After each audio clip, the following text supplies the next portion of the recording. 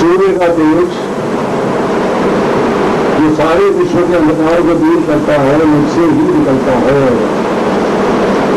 चंद्रमा तथा अग्नि के तेज भी मुझसे उत्पन्न हैं। श्लोक संख्या 13। मैं प्रत्येक लोक में प्रवेश करता हूँ और मेरी ही शक्ति से सारे लोग अपनी कक्षा में स्थित रहते हैं। मैं चंद्रमा बनकर समस्त वनस्पतियों को जीवन रस प्रदान करता हूँ। श्लोक संख्या 14।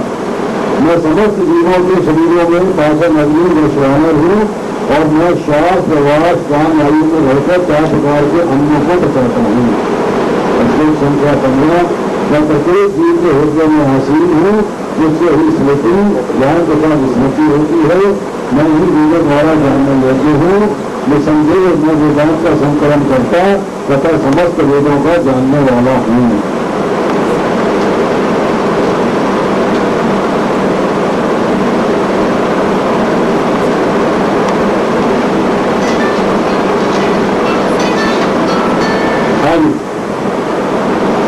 कौन बताएगा इसके बारे में?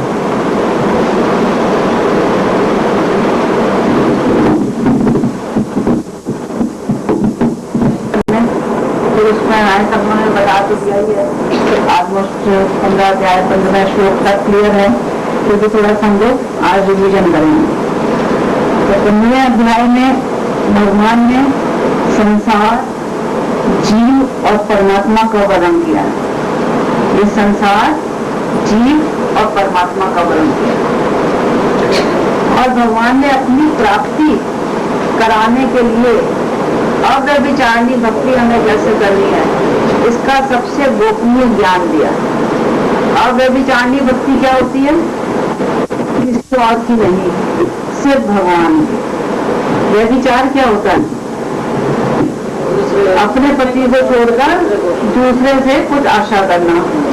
भगवान कृष्ण को छोड़कर किसी और अन्य देवी देवताओं से कुछ आशा करना, कुछ मांगना, ये व्यभिचार है।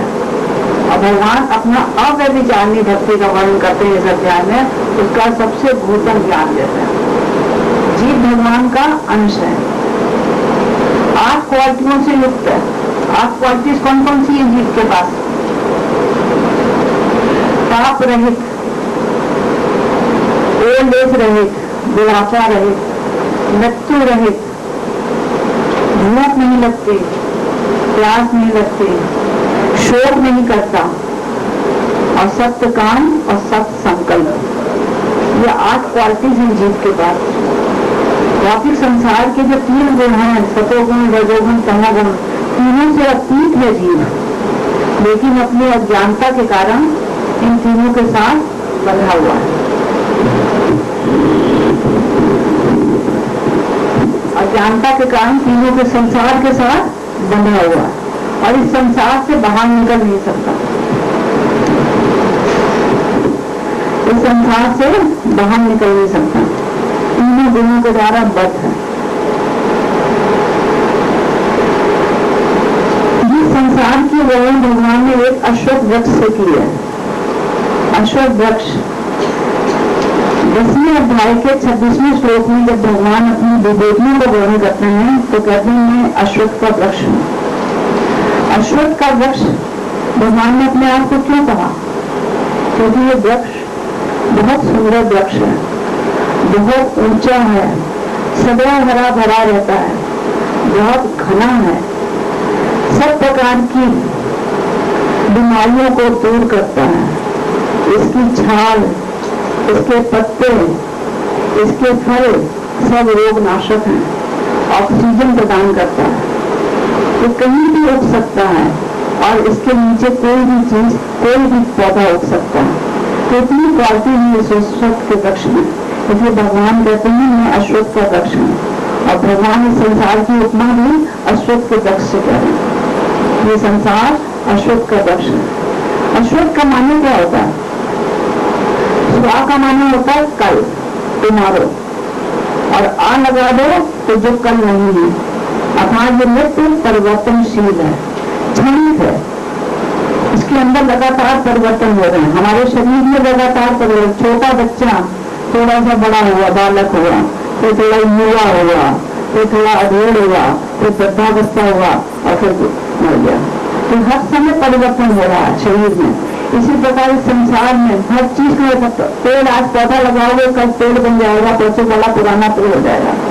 तो हर चीज में परिवर्तन हो रहा। मकान बनाया आज नया है, कल पुराना है। तो भगवान बता दें अश्वत्थ का नाम है, इसलिए इसका नाम दिया गया है क्योंकि ये परिवर्तनशील है, हर समय इसके अंदर परिवर्तन होता रहता है। और इसकी एक क्वालिटी और है, ये उल्टा है, इसकी जड़ें ऊपर की ओर हैं और शाखाएं नीचे की ओर है। ऐसा वृक्ष आपने कहाँ देखा? एक जलाशय के किनारे, जलाशय के किनारे खड़े हो जाओ तो जल के अंदर जो प्रतिबिंब दिखेगा वृक्ष का, उसकी शाखाएं नीचे होंगी और जड़ ऊपर होगी। शाखाएं ये जो इस संसार को भौतिक भगवान ने जो अश्वत्थ का वृक्ष कहा है, ये एक प्रतिबिंबित है, रियल नहीं है। रियल कहाँ पर है? भगवत धाम में। और इस संसार में ये प्रतिबिंबित है, अर्थात ये परछाई है वृक्ष की, और इस परछाई के अंदर जीव फंसा हुआ है। इसकी शाखाओं के बीच में 84 लाख योनि है। ऊपर की साइड में देवी देवताओं की है, मिडिल में पृथ्वी लोक की है, और नीचे की शाखाओं में सारे योनि है। इस प्रकार एक शाखा से दूसरी शाखा में, अर्थात एक योनि से दूसरी योनि में, दूसरी से तीसरी योनि में जीव जाता रहता है, इस संसार से निकल नहीं पाता। और जब तक इस संसार से निकलेगा नहीं, तब तक भगवान के पास कैसे पहुंचेगा? तो उसको इस संसार से निकलना है।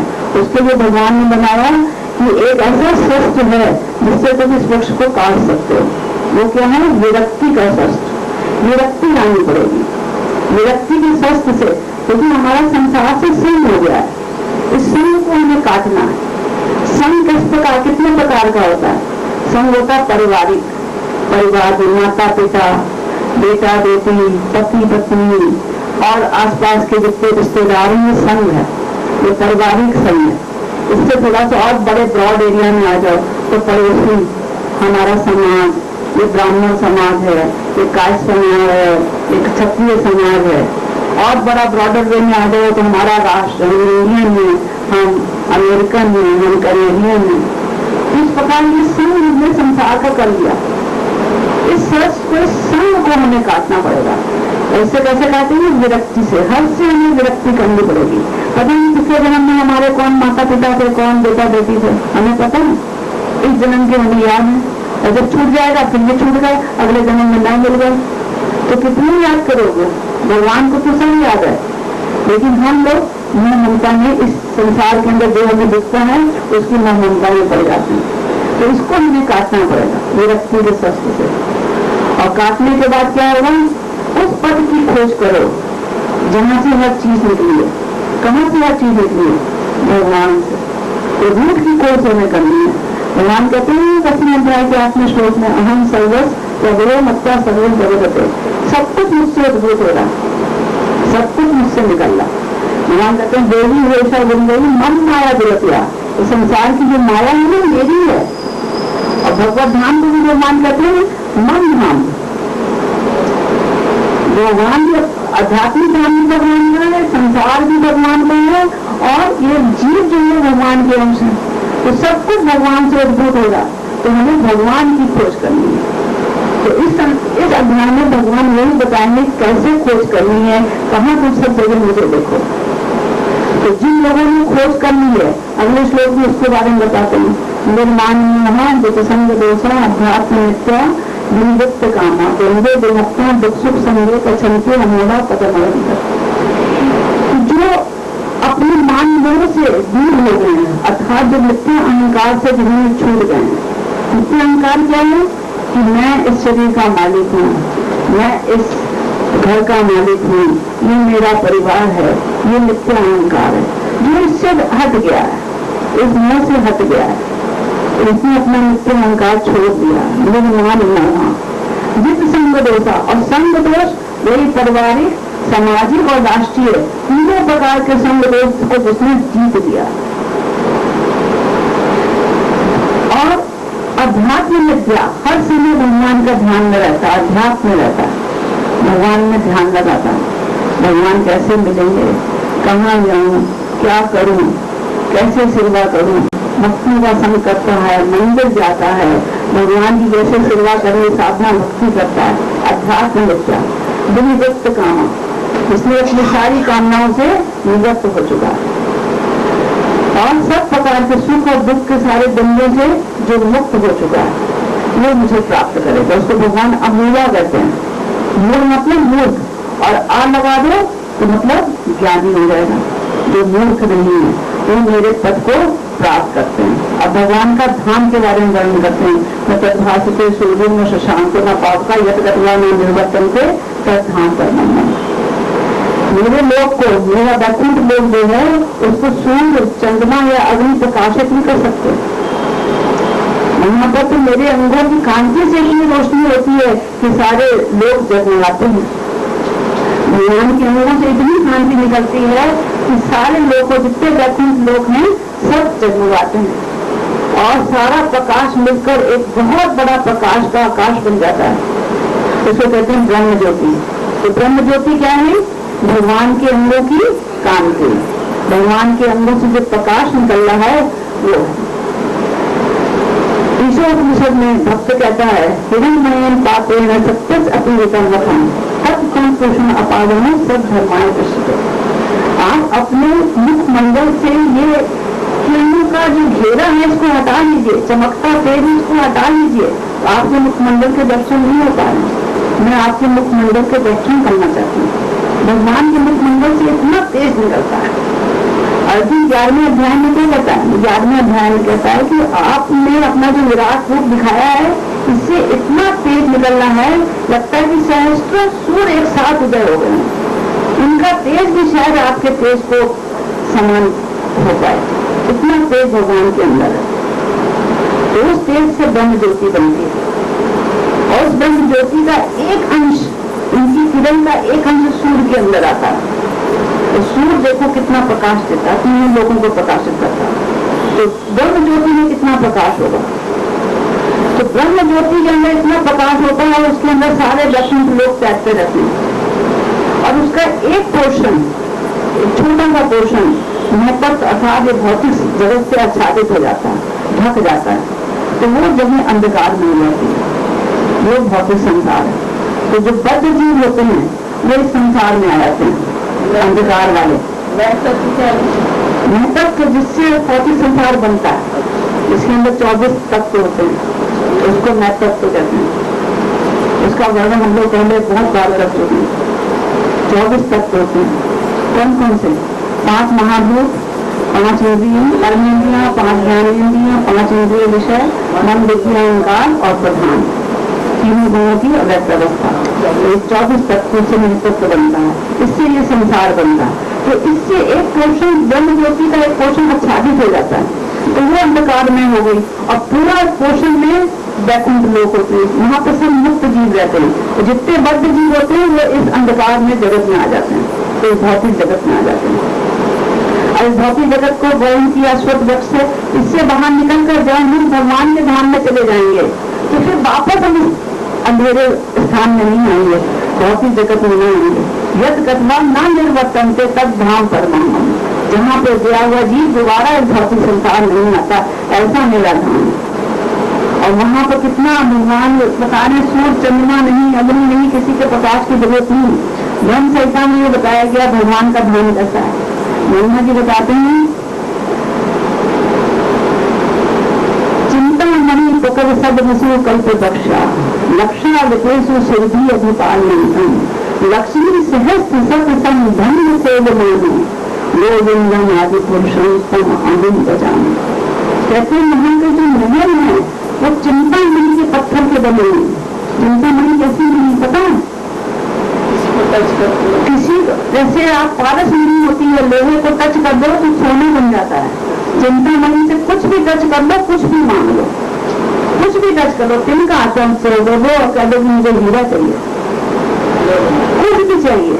तो ऐसे ऐसे पत्थर के महल बने हुए हैं वहां पर, और लाखों कल्प वृक्ष उस महल को छाया दिए हुए, लाखों कल्प वृक्ष। तो कल्प वृक्ष क्या होता है? जैसे जो चीज आप मांगो तुरंत मिल जाती है। और भगवान सुरभि नामक गाय का पालन कर रहे हैं।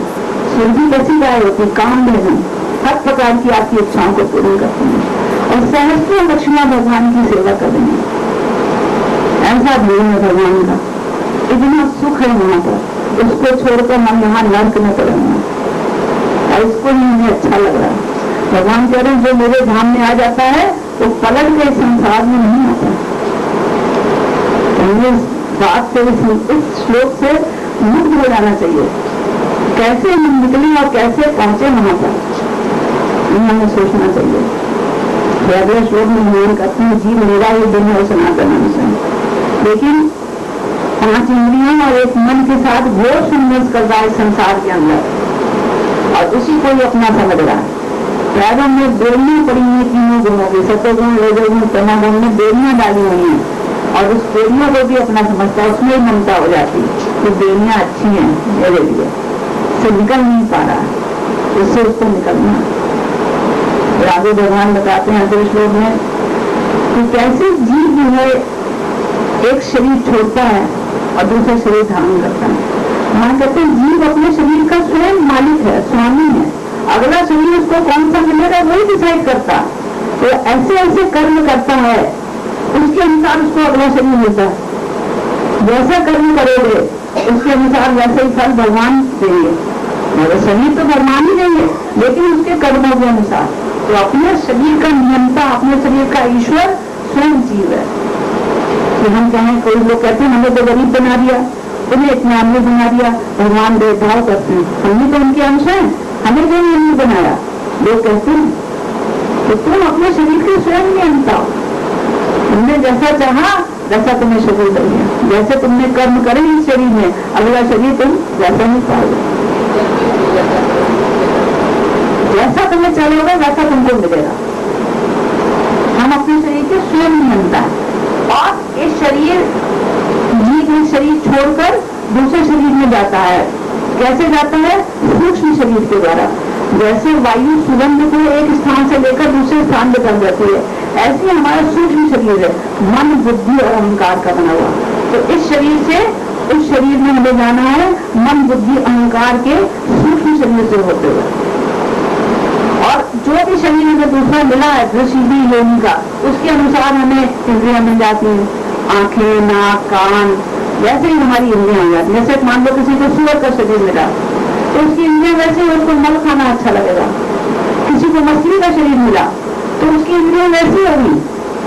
किसी को पक्षी का शरीर मिला तो उसको इंद्रियां वैसी होगी।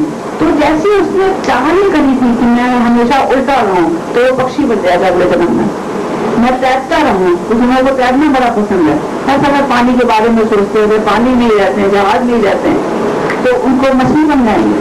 कुछ नॉन वेजिटेरियन खाते हैं, मुझे मांस खाना बड़ा अच्छा लगता है, तो अगले जन्म में शेर बन जाओ और मांस थोड़ा भक्षी पशु बन जाओ। फिर भगवान हम अपनी योजना स्वयं ही डिसाइड कर देते हैं, उसके अनुसार भगवान हमें अगला योनि दे देते हैं।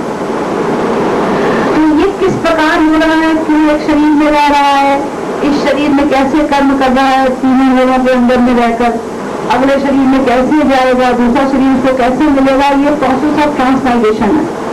इसको जो मूर्ख है वो नहीं समझ सकते, लेकिन जिन्होंने इसके बारे में ज्ञान प्राप्त कर लिया है वो इसको थोड़ा थोड़ा समझ जाते हैं।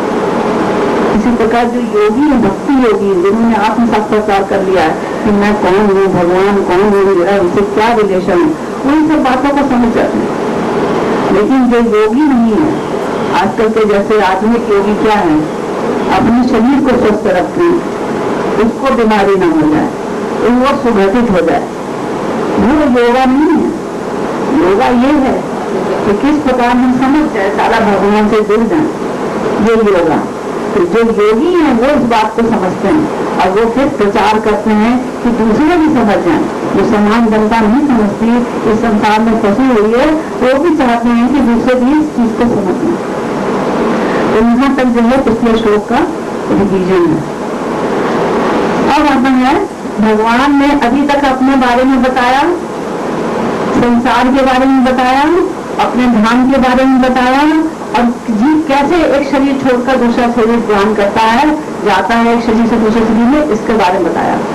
अब भगवान अपने बारे में बता रहे हैं कि मेरा प्रभाव क्या है, मेरे बारे में जानो।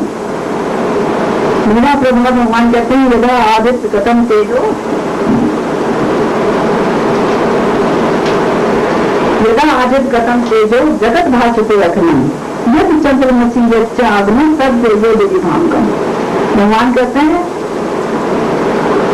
15वें अध्याय के 6वें श्लोक में कहते हैं, मेरे धाम में सूरज चंद्रमा या उसकी आवश्यकता नहीं है, सूरज की, चंद्रमा की, अग्नि की आवश्यकता नहीं है। और इस संसार में सूरज, चंद्रमा, अग्नि के बिना हम रह नहीं सकते। These are the basic necessities of the life, basic requirements। इसके बिना हम जिंदा नहीं रह सकते हैं। आप सूरज के बिना रह सकते हैं, चंद्रमा के बिना रह सकते हैं, अग्नि के बिना रह सकते हैं, वायु के बिना रह सकते हैं, जमीन भूमि के बिना रह सकते हैं, पानी के बिना रह सकते हैं। हम किसी चीज के बिना नहीं रह सकते। और वहां पर चीजों की जरूरत ही नहीं है। वहां का हाल सोचो कितना बढ़िया होगा। और संसार में हम चीजें बिना, और ये चीजें हमें ढूंढते रहे सब भगवान कह रहे हैं, जो सूरज है ना, उसमें एक ब्रह्म ज्योति की एक किरण का थोड़ा सा अंश आता है, तो इतनी रोशनी होती है उसके अंदर कि तीनों लोगों को प्रकाशित कर देता है। और सूरज की रोशनी में जो वृक्ष हैं, फलते फूलते हैं, अपना खाना बनाते हैं, वृक्षों का जीवन है सूरज, और वृक्ष हमारा जीवन है। वृक्ष नहीं होगा तो हम कैसे जीवित रहेंगे? वृक्ष किसके लिए भगवान ने बनाए? फल फूल अन्न किसके लिए है? हमारे लिए। अब वो नहीं होगा, नॉन वेजिटेरियन भी इसी से डिपेंडेंट है। आप कहते हो नॉन वेजिटेरियन हम तो नहीं खाते ये सब, तो नॉन वेजिटेरियन जो जानवर है वो क्या खाते हैं? वो तो यही खाते हैं। तो सब लोग इस पर ही डिपेंडेंट है, हमारा जीवन पूरा इस पर डिपेंडेंट है। इसके अलावा सूरज हमें शक्ति देता है, ऊर्जा। इसके अलावा हमारा रोग नाशक है, विटामिन डी और भी कितने कितने इसके अंदर से वो निकलते हैं, वो भी हमारे शरीर को स्वस्थ रखते हैं। इसके अलावा हमें ऊष्मा देता है, गर्माहट देता है, गर्मी देता है। जाड़े में सूरज न निकले तो क्या हाल हो, सोचो आप। और चंद्रमा का भी तेज, चंद्रमा का तेज कहां से आता है? सूरज से आता है। और सूरज क्या आता है? ब्रह्म ज्योति से, ब्रह्म ज्योति का भगवान से। तो इनडायरेक्टली चंद्रमा का तेज कहां से आया? भगवान से। भगवान से ही तेज आता है। भगवान कहते हैं 10वें अध्याय के 21वें श्लोक में कि मैं नक्षत्रों में शशि हूँ, नक्षत्रों नाम अहम शशि, नक्षत्रों में मैं स्वयं चंद्रमा हूँ। और भगवान चंद्रमा कौन है? भगवान स्वयं है। और चंद्रमा में क्या मिलता है? एक तो प्रकाश मिलता है, दूसरा शीतलता मिलती है। सूरज से ऊष्मा मिल रही है और चंद्रमा से शीतलता मिल रही है। उससे भी प्रकाश नहीं, जो कहोगे गर्मी मिले, नहीं, शीतलता मिल रही है। ये भगवान की देखिए कितनी दया है हमारे ऊपर, शीतलता देते हैं। और पोषणता और जो अन्न वगैरह है उसको पोषणता देते हैं भगवान। तो चंद्रमा की प्रकाश ना हो तो सब्जियां बढ़ेंगी नहीं। रात में सब्जी इतनी बड़ी होती है और सुबह देखो तो इतनी बड़ी लौकी हो जाएगी। और उसके अंदर रस भी भर देते हैं, स्वादिष्ट बना देते हैं, जिससे हम उसको खा सकें। तो भगवान की कितनी कृपा है। और अग्नि की प्रकाश देती है। अग्नि का प्रकाश कहाँ से आता है? अग्नि किसकी है? भगवान की अपरा शक्ति है। भूमि रापो अन्न वायु खम्म में देती है विचार, तो भगवान की अपरा शक्ति है अग्नि। तो अग्नि भी हमें प्रकाश देती है, साथ में इसमें जलाने की शक्ति होती है, ये जला देती चीजों को। तो अग्नि से ही हम खाना बनाते हैं।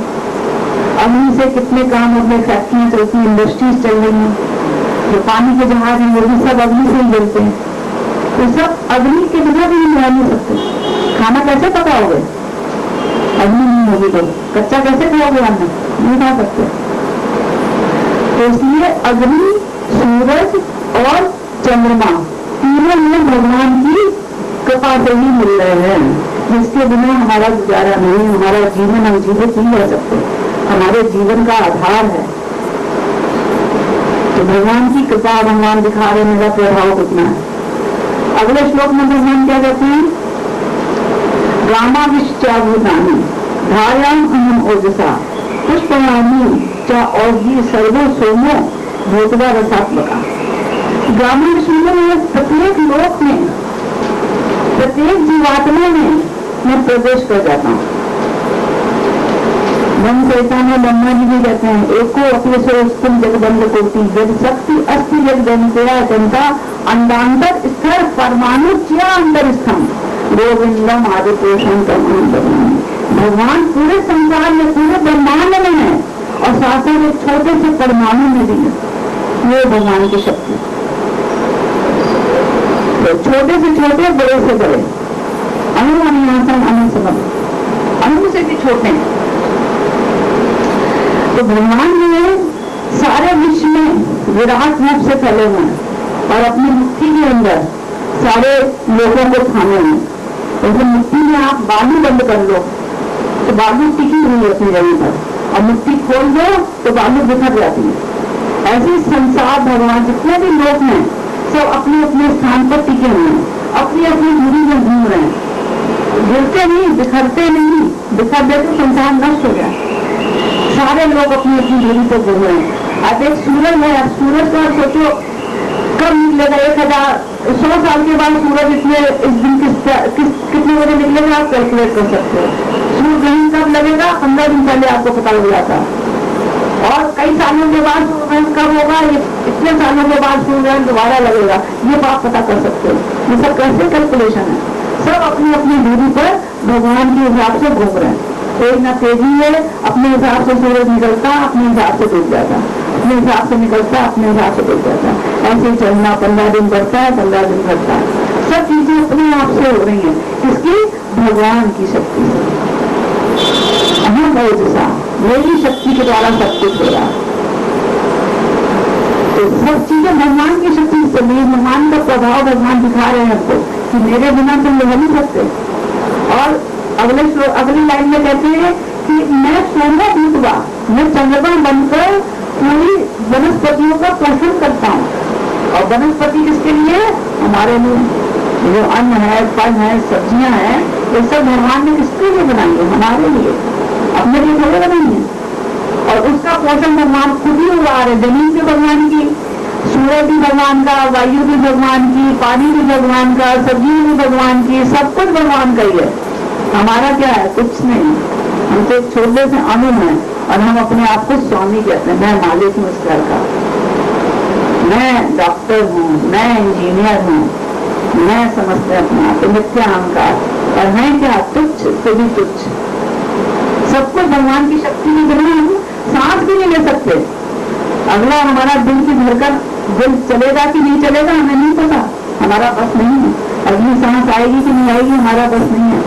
और हम अपने आप को पता नहीं क्या क्या समझते हैं, जरा से सह नहीं सकते कुछ की कोई बात।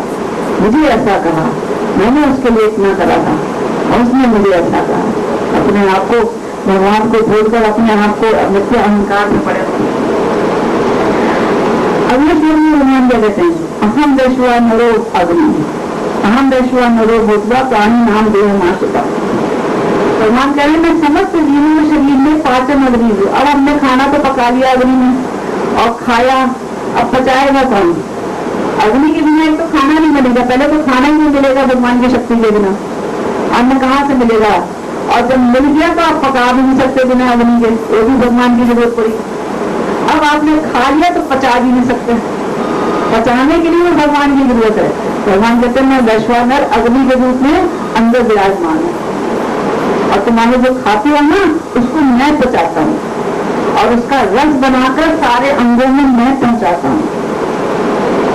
जितने 4 प्रकार के खाने की सामान है चूस कर, चाट कर, पी कर, निगल कर, चबा कर, ये 4 प्रकार के सबको पहले मैं पकाता हूँ, मैं पचा रहा हूँ अंदर, और हर शरीर के अंदर रस के रूप में पहुंचा रहा हूँ, हर अंगों में तुमको ताकत दे रहा हूँ जिससे तुम्हारा शरीर चल सके।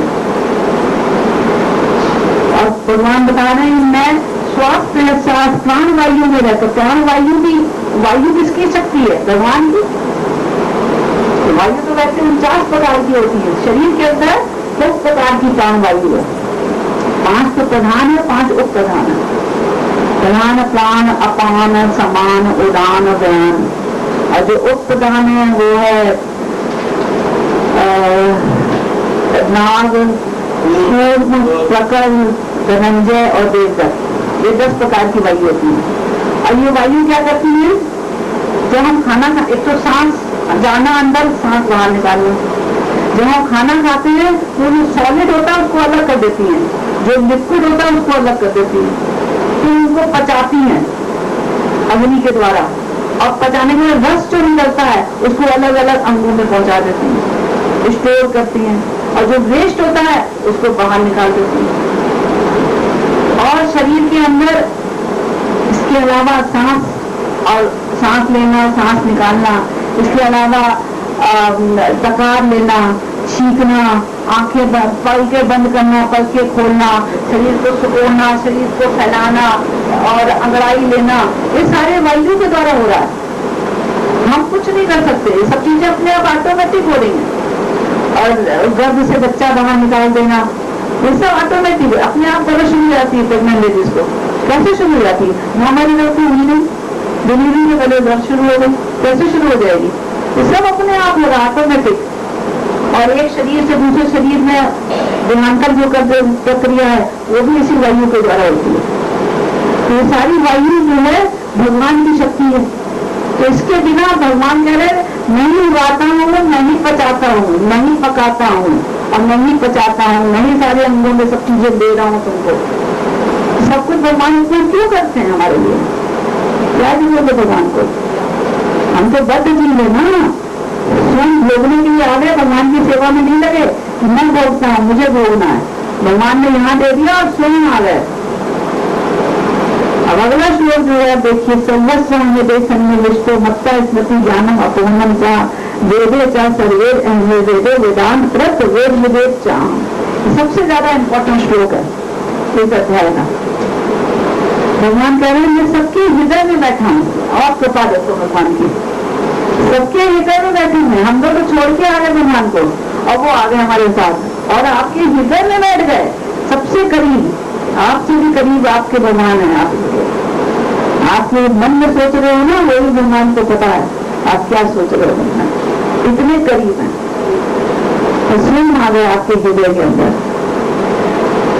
और फिर क्या कह रहे हैं? मत्ता स्मृति ज्ञानम अपूर्णम चा, मुझसे ही स्मृति होती है, मुझसे ही विस्मृति होती है और मुझसे ही ज्ञान मिलता है।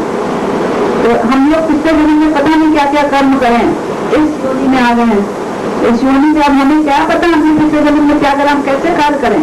पिछले कार्य हमें पूर्ण करने हैं, जो हम अधूरे छोड़ आए थे वो इस जन्म में हमें पूर्ण करने। तो हमें कैसे पता लगे? हम तो सब भूल गए। तो भगवान विस्मृति दे देते हैं, पिछले जन्म में ये तूने करा सब भूल जाएगा। और इस जन्म में जब आपका जन्म हुआ है तो आपको जरूरी कार्य जो भी करने हैं, पूर्ण करने हैं, उसकी स्मृति दे देंगे। ये कार्य तुम्हें अच्छा लगे। तो ये कहते हैं ना, हमें तैरना बड़ा अच्छा लगता है, या हमें बातें करना बड़ा अच्छा लगता है, हमें लिखना बड़ा अच्छा लगता है, पढ़ना बड़ा अच्छा, क्योंकि अपनी अपनी हॉबी होती है। तो क्यों होती है? क्योंकि वो पिछले जन्म में वैसे कार्य करके आया, इस जन्म में उसका ऐसा शौक हो गया,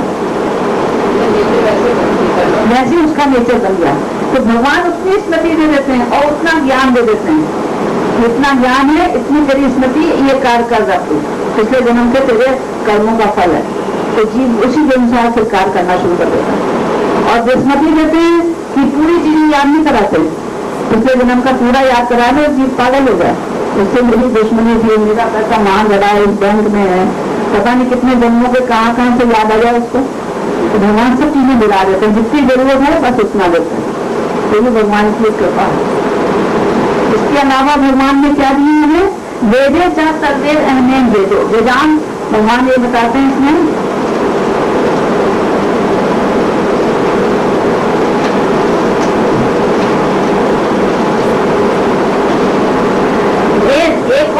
है भगवान की। वेद जो प्रदान किए भगवान ने, ये भी भगवान की कृपा है कि वेद हमें दे दिए। क्यों वेद दिए भगवान ने? कि जीव जो है वेदों के द्वारा सही से ही समझे कि कैसे हमें जीवन यापन करना है, कैसे हमें संसार में रहना है और कैसे अंत में भगवान धाम जाना। ये देखो, नहीं तो हम इसी संसार में फंसे नहीं है और अपने हिसाब से जो भी हमको थोड़ा बहुत ज्ञान है उससे काम करते हैं और संसार में फंसे नहीं 84 लाख में। लेकिन वेद हमें ज्ञान दे रहे कि कैसे इस संसार को छोड़कर अपने धाम वापस चले जाओ। तो भगवान जो है, और ये वेद किसने लिखे हैं? स्वयं भगवान ने व्यास वेद के रूप में। भगवान कहते हैं वेदांत कृत, वेद को बनाने वाला रचने वाला मैं हूँ। तो वेदों का संकलन करता भगवान स्वयं है। वेदों को, वेदों की जो वाणी है वो अपौरुषेय है। अपौरुषेय का मतलब क्या है? किसी संसारी पुरुष के द्वारा नहीं लिखे गए।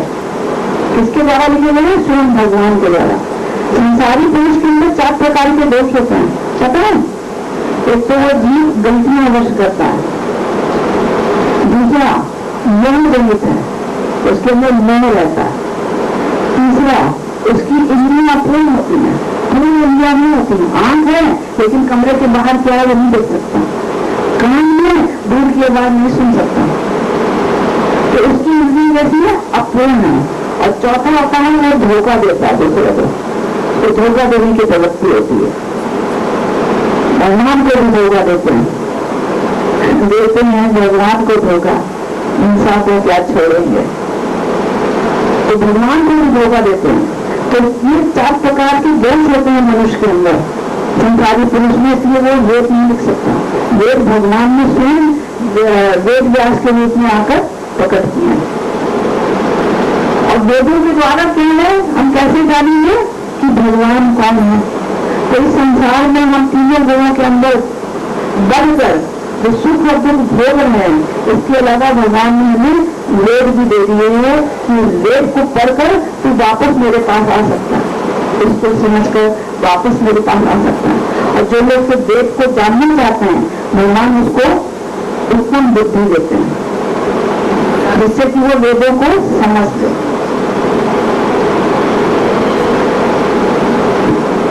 वेदों को समझ ले क्यों? क्योंकि वेदों को मनुष्य, सिर्फ मनुष्य जन्म नहीं है वेदों को समझ सकते हैं, किसी और जन्म में नहीं। इसलिए मनुष्य के पास वो स्पेशल बुद्धि होती है जिससे कि वो वेदों को समझ सकते और किसी योगी में नहीं समझ सकते। तो वेदों को समझने में हम क्या करेंगे, कैसे समझेंगे वेदों को? गुरु की सहायता से, भक्तों के संग से वेदों को पढ़कर। तो वेदों को जब हम पढ़ेंगे तो भगवान के साथ हमारा क्या संबंध है ये हमें समझ में आएगा। पहले ऐसे तो नहीं समझ में आएगा ना भगवान के साथ क्या संबंध है, वेदों को पढ़कर ही समझ में आएगा भगवान के साथ क्या संबंध है। फिर उस संबंध को कैसे निभाना है, कैसे हम भक्ति करें, एक तो संबंध का ज्ञान हो गया और फिर साधना कैसे करें, कैसे भगवान को प्राप्त करें। उसके अंदर जो भी वो दिए गए हैं, अनुष्ठान दिए गए हैं, जो भक्ति के वो साधन बताए गए हैं, वो साधना हमें करनी है। तो वो हो गया अधिदेव, कैसे प्राप्त करना भगवान को। और फिर जब हम प्राप्त करने के लिए हम साधन करेंगे, फिर भगवान अपनी कृपा करेंगे तो भगवत प्रेम हमें मिल जाएगा, तो हमारा प्रयोजन भी पूरा हो जाएगा। तो वेदों के साथ हम भगवान के साथ क्या संबंध है, अधिदेव मतलब हम कैसे भगवान को प्राप्त कर सकते हैं, और प्रयोजन मतलब हमारा क्या लक्ष्य है, कृष्ण को हम कैसे प्राप्त किया जा सकता है। तो वेदों के द्वारा हम सारी चीजें समझ सकते हैं। संसार में रहते हुए भी वेदों को समझकर हम भगवान धाम के जा सकते हैं। ये भगवान की और कृपा दिखाई देनी है। तो बार बार कृपा में दयालु कितने ही भगवान, जब भगवान को छोड़कर आ गए तो वहां साथ ले जाने के लिए हमारे साथ ही हमारे हृदय में आकर हमको सब चीजें समझा रहे हैं, बुद्धि दे रहे हैं, खाने पीने का सामान दे रहे हैं, जीने का साधन दे रहे हैं, कैसे तुम्हें जीना है। हर पल पल में भगवान पर डिपेंडेंट है, एक चीज भी हमारे ऊपर हम नहीं कर सकते। एक जीव जो है अणु के समान एक है, वो कुछ नहीं कर सकता, सिर्फ दुख और दुख ही दुख संसार में भोग रहा है। और भगवान कृपा करके हमें संसार से बाहर निकालने के लिए स्वयं आ जाते हैं और बार बार हमारे ऊपर कृपा कर रहे हैं। ये तक का ये है। हरे कृष्ण।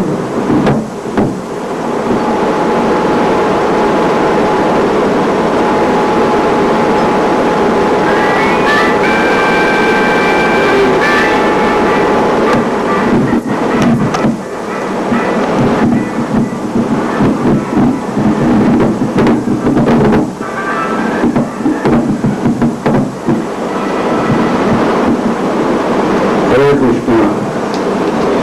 ये लगे अभी जरा कोई डाउट है? हाँ जी। शरीर अभी छोड़ता है, दूसरी नहीं में जाता है, तो क्या आत्मा भी उसका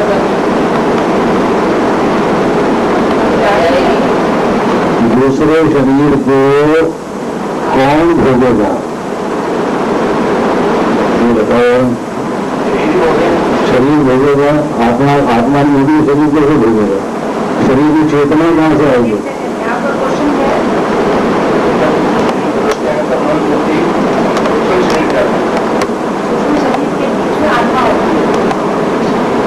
ऐसा है, इसको स्पष्ट समझ लीजिए आप। मैं आपको थोड़ा सा शॉर्ट में 10 मिनट के अंदर इसको रिवाइज करा देता हूँ, आसानी हो जाएगी आपको। इतनी चर्चा हुई कि विरक्ति के शस्त्र से आपको इस भौतिक संसार से संबंध को काटना। इसका क्या अर्थ है? बड़ी सिंपल बात है कि आपके पास जो शरीर मिला है, इस शरीर को आपने अल्टीमेटली छोड़कर और आत्मा को भगवान के धाम जाना है। पर ये आत्मा जो है शरीर को छोड़ नहीं पाती, क्योंकि इसके साथ इसने पक्का परमानेंट संबंध बना लिया हुआ है कर्मों के द्वारा। वो कर्म करती रहती है, ऐसे कर्म करती है कि आपको एक शरीर के बाद दूसरा, दूसरे के बाद तीसरा, तीसरे के बाद चौथा, अर्थात आपको अदर असंख्य शरीर जो है बारी बारी से प्राप्त होते रहते। तो विरक्ति के शस्त्र का अर्थ क्या है कि आपने भौतिक संसार से विरक्ति लेके भौतिक संसार का आकर्षण छोड़ के भगवान के प्रति आकर्षण को पैदा करना है, जिससे उस आकर्षण के द्वारा जब आप भौतिक संसार को त्यागेंगे तो आपको दोबारा से शरीर धारण नहीं करना पड़ेगा, अर्थात अब आप जो है भगवान के धाम चले जाएंगे। तो यहाँ भगवान ने कहा है कि जो मोह रहित और परम पुरुष के शरणागत होना जानते हैं, वो शाश्वत पद राज्य को प्राप्त होते हैं। मतलब अब आपका जो है भौतिक संसार से मोह जब समाप्त हो जाएगा, भौतिक संसार से जब संबंध समाप्त हो जाएगा, तब आप उस परम धाम को पहुंचेंगे। अब भगवान जो है इसके बाद अगला प्रकरण चालू करते हैं कि पहले तो एक श्लोक में बता देते हैं कि मेरा धाम कैसा, कि उसको ना सूर्य ना चंद्रमा ना ही अग्नि बिजली प्रकाशित कर सकती है। फिर बता देते हैं उसके बाद कि मेरे धाम में जीव जो है लौट कर जाता है, तो जीव क्या है? अर्जुन के मन में प्रश्न आ सकता है कि जीव की बात कर रहे हो, जीव क्या है? तो अब भगवान बताते हैं कि जीव जो है मेरा ही भिन्न और शाश्वत अंश है, और भौतिक संसार में इस बद्ध अवस्था के अंदर वो 6 इंद्रियों के साथ घोर संघर्ष कर रहा है, और 6 इंद्रियों में 5 इंद्रियां हैं और 1 मन है। संघर्ष कैसे करते हैं? आपको लड़ना है तो कैसे लड़ोगे आप? तो दूसरा सामने होगा तभी तो करोगे ना। संघर्ष का मतलब क्या है? मतलब वो जो है मन इंद्रियों को आकर्षित कर लेता है, फिर उनसे संघर्ष करता है, क्योंकि जीव उस जंजाल में फंसा हुआ है, उससे निकलना चाहता है और निकल पाएगा। और भगवान बताते हैं कि अभी एक आपको निर्णय बोलने का तरीका बता रहे हैं कि संघर्ष क्या है, अर्थात आकर्षण क्या है। उन्होंने आकर्षण के अंदर को बताया कि जीव जो है किस प्रकार से एक शरीर से दूसरे शरीर में ट्रांसफर होता है। तो उसने बताया है कि आत्मा जो है जब एक शरीर छोड़ के दूसरे शरीर तक जाती है, तो अपने साथ सूक्ष्म शरीर और इंद्रियां उनको साथ ले जाती है, इंद्रियां भी जाती है। सूक्ष्म शरीर मतलब मन, बुद्धि और अहंकार और साथ इंद्रियां, लेकिन वहां जाकर इंद्रियां धारण करनी, तो इंद्रियां जो है साथ चली जाती है। और कैसे जाती है ये तरीका बताया, एग्जाम्पल दिया कैसे कि जैसे वायु में सुगंध, अगर आप देखेंगे तो वायु में न सुगंध है न दुर्गंध है। जब फूल के ऊपर से जाएगी तो सुगंध उसमें आ जाएगी, मल के ऊपर से जाएगी तो दुर्गंध आ जाएगी, चंदन के ऊपर से जा रही है तो चंदन की सुगंध है, गुलाब के ऊपर से जा रही है तो गुलाब की सुगंध है। अर्थात जब शरीर छूटता है तो जीव जो है शरीर को छोड़ता नहीं, दूसरा शरीर ले लेता, तीसरा ले लेता, चौथा ले लेता, इंद्रियां रह जाती है तो सूक्ष्म इंद्रियां जो है साथ जाती है, तो साथ जाती है। क्योंकि वहां जाके सब इंद्रियों धारण करनी, तो सूक्ष्म शरीर जो है उसके साथ में इंद्रियों को भी हो जाता है। यहाँ जो हम ज्ञान इंद्रियां कर्मेंद्रियां देख रहे हैं यही रह गई, वो शरीर की बनी हुई है, परंतु उनके जो गुण हैं वो साथ चले जाते, तो छूटते नहीं। अर्थात साथ ले जाने का मतलब यहाँ पे ये है कि वहां भी जाके इंद्रियों को धारण करता है। जहां इंद्रियों को धारण किए हुए है वहां भी इंद्रियों को धारण किए हुए हैं।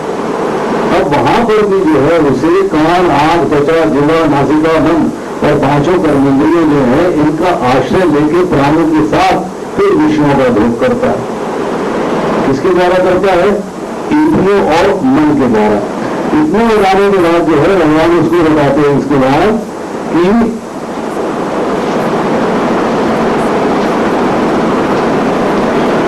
मूर्ख लोग समझ पाते हैं कि जीव अपना शरीर त्याग सकता है, मतलब जो पुरुष है वो इस बात को नहीं समझ पाते हैं कि जीव जो है किस प्रकार से अपना शरीर त्यागता है। परंतु जो बुद्धिमान है इनके मन जो है वो इस बात को समझ चुके हैं, इनकी आंखों में जो है ज्ञान चक्षु, मतलब ज्ञान के आगे जिनके पास, वो इस बात को समझ सकते हैं कि मन के बिना सुख और दुख नहीं मिल सकता, पहली बात। और जीवात्मा जो है मन का आश्रय लेकर इंद्रियों के द्वारा विषयों को भोगता है। रूप है तो आंख के द्वारा भोगना है, शब्द है तो कान के द्वारा भोगना है। तो ये सब बातें जो है ये बुद्धिमान व्यक्ति जो इस बात को समझता है, जिसके पास ज्ञान चक्षु है, वो इसको अंडरस्टैंड कर सकता है। अब 10वें श्लोक में बताया गया है कि जिनकी आंखें ज्ञान में प्रशिक्षित होती हैं वे ये सब देख सकते हैं। क्या देख सकते हैं?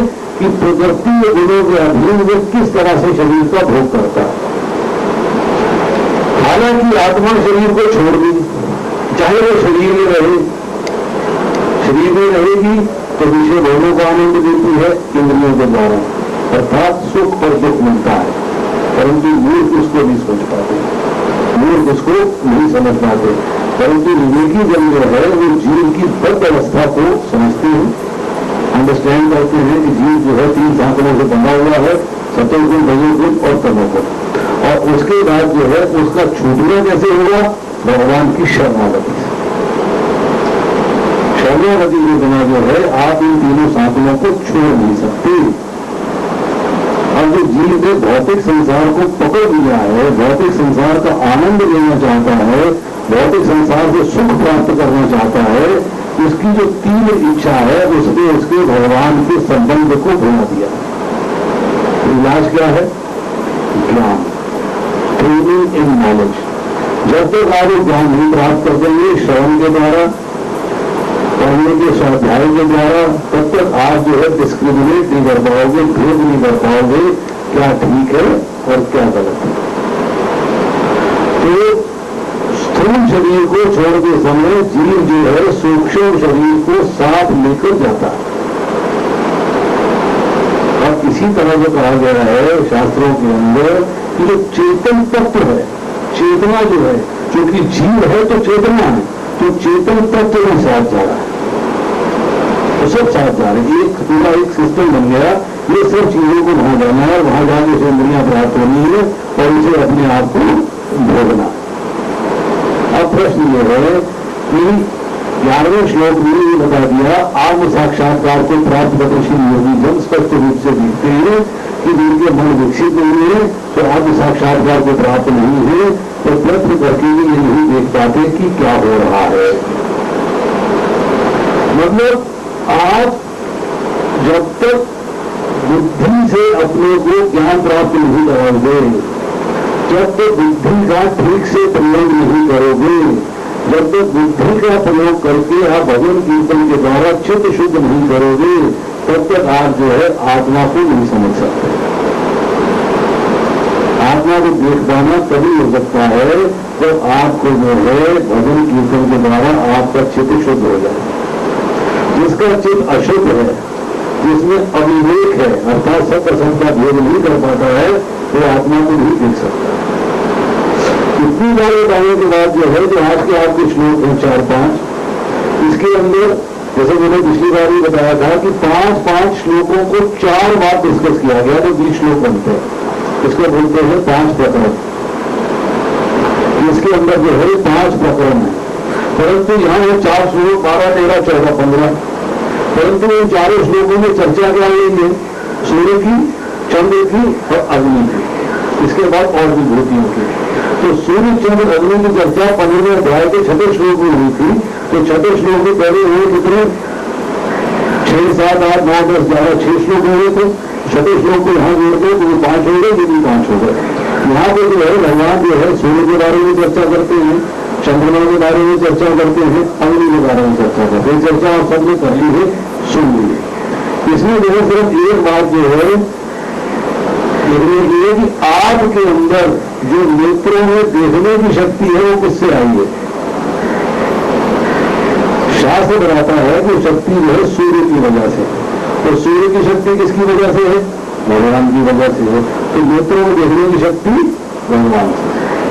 इसी तरह जो आपका मन है, जब एस्ट्रोलॉजी करते हो तो मन का कंट्रोलर है चंद्रमा, अर्थात आपके मन के अंदर जो रोशनी है, मन के अंदर जो प्रकाश है चिंतन करने की, मनन करने की, सोचने की, तो सारी शक्ति जो है चंद्रमा से आती है और चंद्रमा की शक्ति आती है भगवान से। अब आप कहते हैं कि आपकी जो आवाज है, आवाज, वाणी के अंदर शक्ति है अग्नि की, और अग्नि की शक्ति आ रही है भगवान से। तो आप जो बोल रहे हैं, आपकी जो वाणी है, उसकी शक्ति भी जो है भगवान से आई।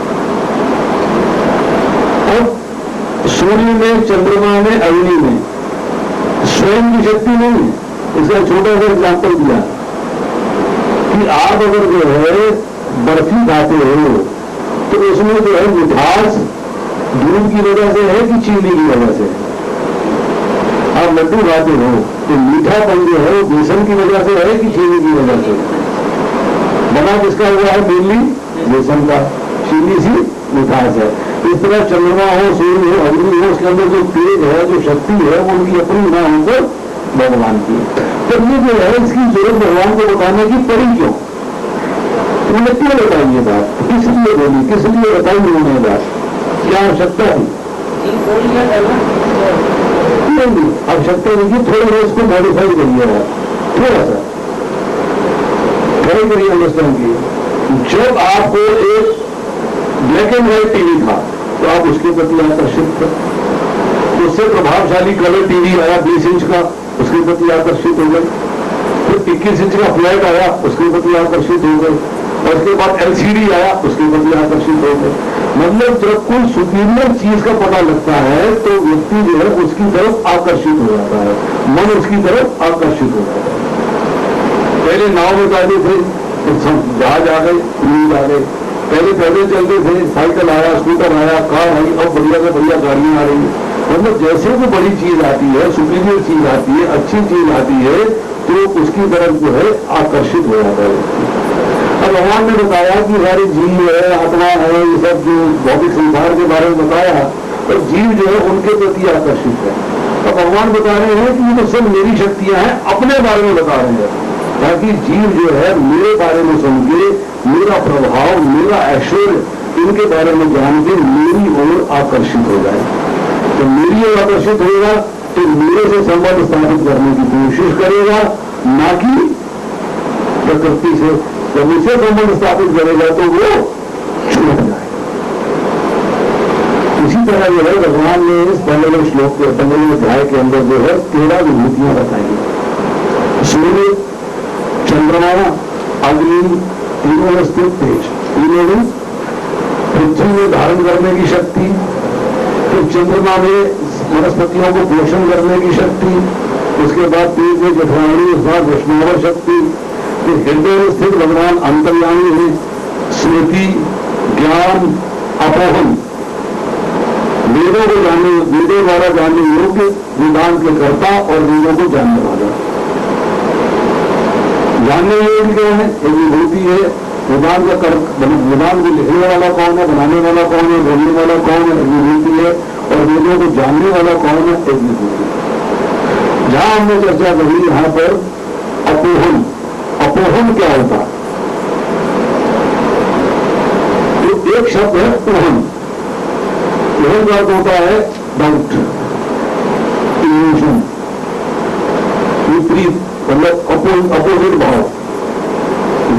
ऊपर दुख कह लेते हैं, जैसे कि हम जो है जो नहीं कहते, और तर्क वितर्क, मतलब ये जो भाव है ये सब जो है अल्टीमेटली दोष है। आपको संदेह हो रहा है, संशय हो रहा है, भाव हो रहा है, आप द्वंद में फंसे हुए, ये करो कि न करो, तब वितर्क में फंसे हुए हो, ये सारे जो है जीव के दोष हैं। और इन दोषों को कहते हैं उहम, और इनको हटाना, इन दोषों को हटा देना वो भी केवल भगवान की कृपा से ही होता है। कैसे होता, कैसे होता होता इस तरीके से है कि भगवान ने बोला मैं सूर्य में हूं, चंद्रमा में हूं, अग्नि में हूं, पेट में हूं। अब बता रहे हैं कि मैं तेरे हृदय में नहीं हूं। तो हृदय में किस रूप में रहते हैं?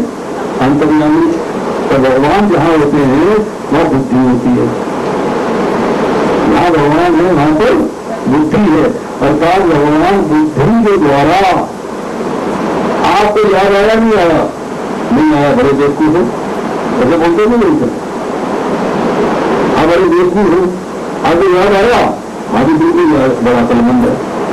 इसका मतलब है स्मृति है तो बुद्धि की वजह से, उसी बुद्धि की वजह से, बुद्धि का ठीक से प्रयोग करके व्यक्ति क्या करता है? अरे छोड़ दिया, पुरानी बातें भूल जाओ, नॉट रिक्वायर्ड, आगे नहीं सोच। मतलब बुद्धि के द्वारा ही ज्ञान है, बुद्धि के द्वारा स्मृति है, बुद्धि के द्वारा ही विस्मृति है। तो भगवान कहते हैं ये सारा कुछ मेरे द्वारा है।